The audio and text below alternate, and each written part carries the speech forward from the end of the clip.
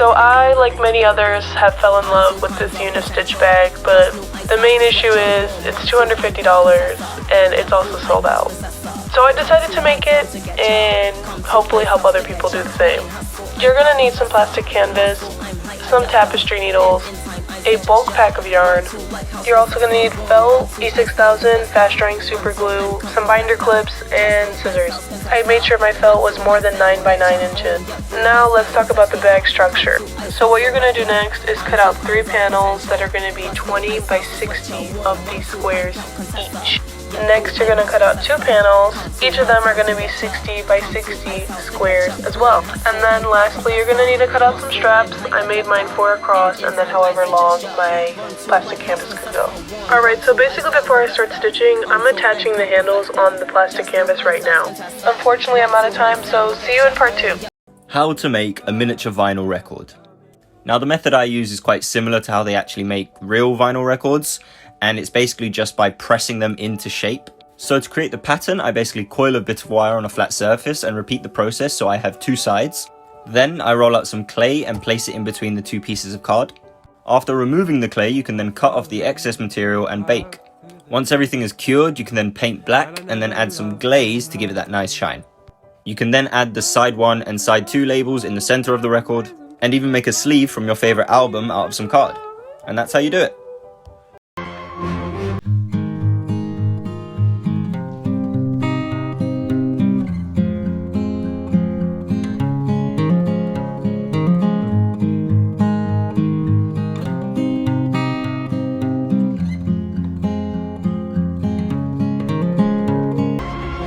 Okay, so multiple people asked for a tutorial and I already kind of started. So basically you just cut out like a bunch of different strips of cardboard. You just kind of like fit it to how you want it to sit on your head and like make little things. Yeah. And you like trace your headpiece thing and make like a disc. Okay, so now you have this donut thing and you're gonna like basically just duct tape the headpiece inside the hole. And now a hat thing. More strips of cardboard. Then you just start to build like this little round cage thingy that is taller up and makes like the shape of the mushroom. And then at that point you just kind of do whatever you want with the fabric, or you know, basically any kind of mushroom you want. I kind of went for like a wedding veil type of situation. It's definitely not done yet, but here it is so far.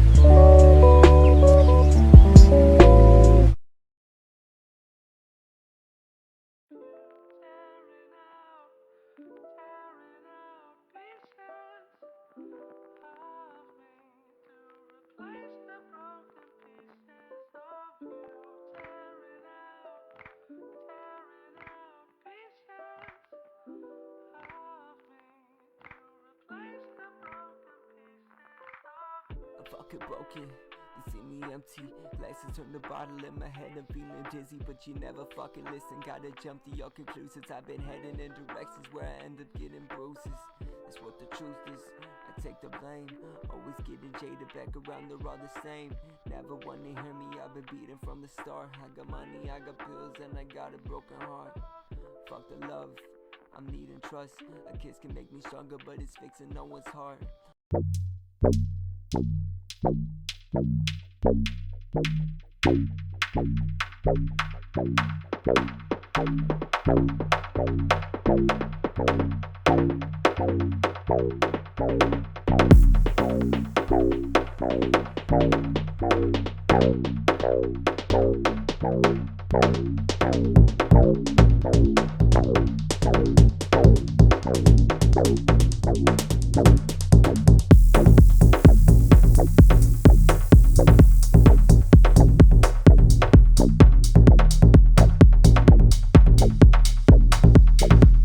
Welcome to part 3. I took a small break to finish commissions, but today I'm going to show you guys how to make the bottom and the straps for the bag. Here's a quick update on my bag. I'm almost halfway done with the running total of 11 hours and 20 minutes. So for the bottom, you're going to want to grab your plastic canvas sheet and cut it to the same length and width as your front and side pieces. From here, you're just going to be blocking out this whole entire piece of mesh canvas. Here I'm showing how I like to do it, and here's what the finished part looks like. This is going to be the base for my bag. Now for the straps, you're grabbing that same plastic canvas, and you can cut this however long and wide you'd like your straps to be.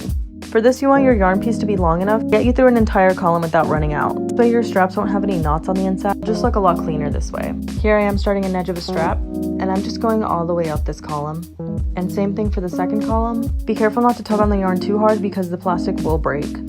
And just a heads up, you will be using a lot of black yarn for this project. And this part's pretty easy, it just kind of takes some time to finish. But once you're done, it's going to look something like this. And a quick look from the inside, and stay tuned for part 4.